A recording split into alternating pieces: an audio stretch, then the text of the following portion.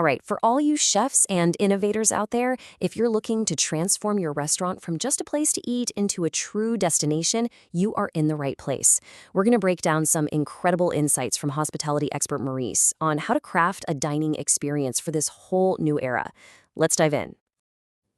This quote from Maurice really just hits the nail on the head. The game has totally changed. Your guests, they're not just showing up for a meal anymore. They want a story, they want a feeling, they want a memory. And that is the new bar you've got to clear. And this really shows you that evolution perfectly. Look, in the past, a fantastic plate of food, that was it. That was the finish line. That was success. But now, that same amazing meal is just one piece of a way bigger puzzle. Being delicious isn't the goal anymore. It's just the starting point. So how in the world do we build this holistic experience? Well, hospitality expert Maurice gives us a really clear roadmap.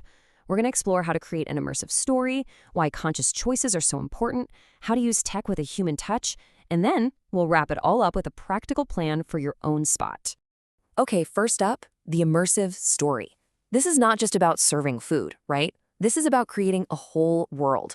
A narrative that pulls people in through all five senses and actually builds memories that stick. And that's the million-dollar question, isn't it? It's the challenge every single one of you faces day in and day out. How do you take what's on the plate and elevate it into something that people are going to be talking about for weeks, months, maybe even years? So how do we actually do it? Well, according to Maurice, it really comes down to three key things. First, you have to engage all the senses. I'm talking decor, the music you choose, even the smells in the air. Second, you have to tell a story. Where did these ingredients come from? Who are the local producers you partner with? And third, give people a chance to learn something. A workshop, a special tasting, something that brings the story of your food to life. And if you want to see the power of atmosphere in action, look at Latrine Bleu in Paris. When you walk in there, you're not just getting dinner, you are literally stepping back in time to the Belle Epoque. The meal becomes part of a bigger story, and that context makes the whole thing unforgettable. The lesson here is that your four walls can be just as important as your menu. And this brings us to a huge warning from Maurice. The biggest mistake he sees is people pouring all their energy into the kitchen and totally forgetting about the ambiance. He says even a Michelin-star dish can completely fall flat if it's served in a boring, bland room. Your environment matters. A lot. Okay, let's move on to our second pillar, the conscious choice. Today's diners, especially across Europe, are voting with their wallets. They're making decisions based on their values. And for them, things like sustainability and transparency, they aren't just trendy buzzwords. They're completely non-negotiable. This is a question every owner and chef really needs to sit with. Are you genuinely committed to this stuff, or are you just greenwashing? Because trust me, your guests are smart. They can spot the difference a mile away. So how do you build that trust? Maurice lays out a really clear path. Start by literally putting your local partners' names on the menu. Show people you're proud of them. Actively work to cut down waste with things like returnable packaging.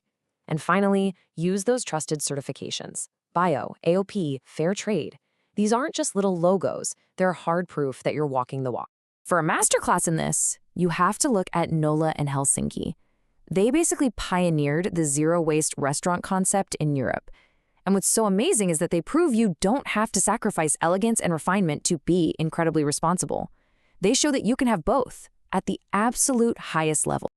And here's the other big mistake to avoid. Don't just throw around vague words. A term like local means absolutely nothing without the story. Who's the farmer? What's the farm's name? Where is it?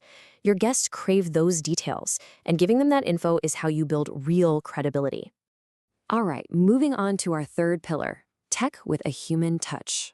I know. Technology and hospitality can often feel kind of cold and impersonal. But Maurice argues that when you use it the right way, it can be an amazing tool to actually make the experience better and tell your story even more deeply. It sounds like a paradox, right? Can a screen or an app actually create a warmer, more human connection? Well, according to Maurice, the answer is a huge yes, but only if you're smart about it. Let me show you what he means. Maurice points to three really clever ways to weave in technology. You can use it for personalization with apps that remember what your guests like. You can use it to expand your story, offering virtual tours of your kitchen or the farms you work with. And you can use it to just simplify things, like booking and delivery. That frees up your staff to focus on what really matters: genuine human hospitality. A world-class example of this? Noma in Copenhagen. They use these absolutely beautiful online videos to tell the stories behind their ingredients and their producers. It means they're building a connection with you long before you ever set foot in the restaurant. It's brilliant. Now for a completely different angle, where the tech isn't just part of the story, it is the story. Check out Pazzi in Zurich. It's a fully robotic pizzeria. Here, the process of making the pizza is the entertainment. It's this fun, technological show that becomes the core of the whole experience. Okay, so we've covered immersive stories, conscious choices, and using tech with a human touch. Now let's pull it all together and talk about a practical plan you can use to start transforming your own restaurant. So let's just do a quick recap of the big keys to success for Maurice. Number 1, design those immersive sensory experiences. 2, find that sweet spot blending your authentic story with modern innovation. And 3, be transparent and be genuine about your eco-responsibility. These are the absolute pillars of modern dining.